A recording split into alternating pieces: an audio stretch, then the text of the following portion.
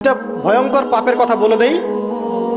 এই দুইটা পাপে যারা আসক্ত হয়ে আছে তারা তওবা করে ফিরে আসলে পরেও সারা জীবন তাদেরকে এটা সাফার করতে হবে। কথা বুঝতে পারছেন না?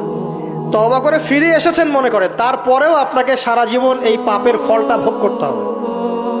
এক, মাদকদ্রব্য দীর্ঘদিন সেবন করেছেন, তওবা করেছেন, ফিরে এসেছেন, আল্লাহ হয়তো মাফ করে দিয়েছেন, আল্লাহ পাক মাফ করে দিয়েছেন, বাট আপনি আপনার দেহের যে ক্ষতিটা করে ফেলেছেন এটা পোষাতে পারবেন না। এক নাম্বার। দুই, তখন আপনি যদি বিয়ে করেন আপনি স্ত্রীকে সন্তুষ্ট করতে পারবেন না।